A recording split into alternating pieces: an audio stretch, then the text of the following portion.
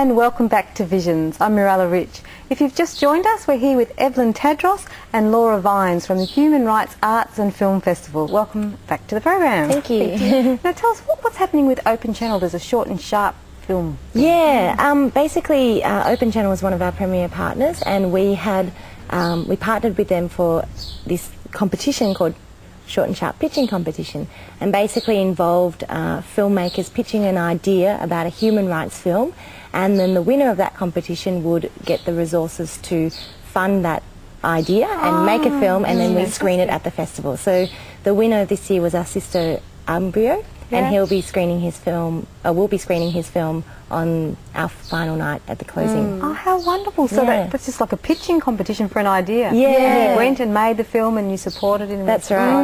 Yeah, so it's really exciting. Oh, that's a great Yeah, it was a great night actually. It was at Nova Cinemas. We all got to sit down and watch, you know, all these people get up and do these really crazy creative pictures. And it was really great ideas about human rights films. You know, some of them were really humorous and funny, and it's really great. And how did you get all those people involved? Was that through uni? Yeah, we emails and just sent out emails and told them to submit their ideas, and then they did. And the best, I think, 8 were selected, and they all had to pitch on the night.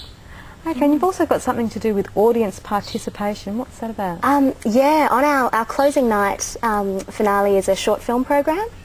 So we're showing 11 short films, and we've got an SMS voting system so that the audience can pick their favourite film, and that will get an award.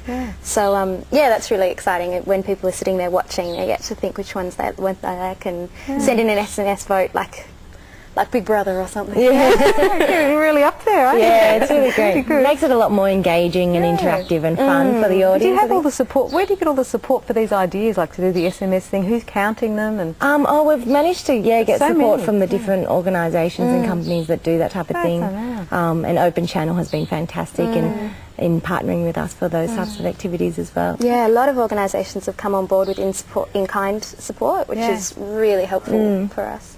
And so what are you actually studying at uni now? Well, I've actually just finished my creative arts and law degree, so I'm finally a graduate, which is really good. Just now you finished it? Yeah, only a week ago. Oh, beautiful. Yep. So you've been doing all this while studying creative arts and law at the same time? Yep. So I'm glad to be finished though. Yeah. And yourself, Laura, what about you? What have you been studying? Yeah, I did the same course as Evelyn, so creative arts and law together.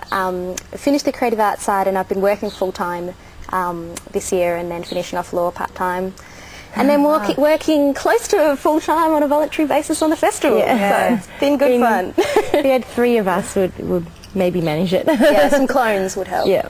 And have you got some favourite films or films that really struck you while watching all of these? Yeah, I think the one that that really impacted me the most was Just Punishment, the film about Van Nguyen. Yeah. I think, just watching that film and seeing the progress of Van Nguyen, you know, in prison, and the reaction from his family as well as the rest of Australia was really touching, and I think I cried for about 15 minutes at the end of the film. It was a really fantastic film. So.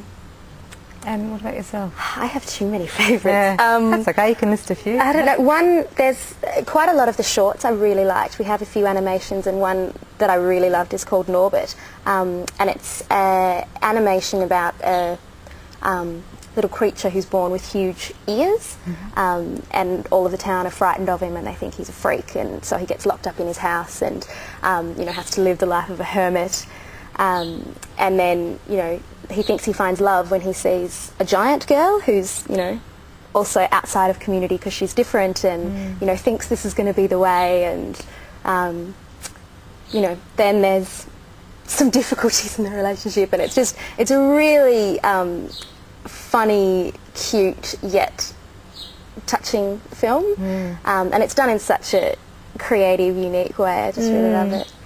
But also our opening night film, A Walk to Beautiful, I think is one of my favourites of the features. It's set in Ethiopia, and covers a whole lot of women who, 5 in particular, who have birth complications because they're either, you know, malnourished or they're married off too young. When they get pregnant and give birth, their bodies aren't strong enough to handle it, so they Handle end the up, birth. yeah. So they, their body kind of suffers injuries, and these injuries mean that they end up being ostracised by their community and, you know, thrown out of the house by the husband, and their whole life is kind of thrown into disarray.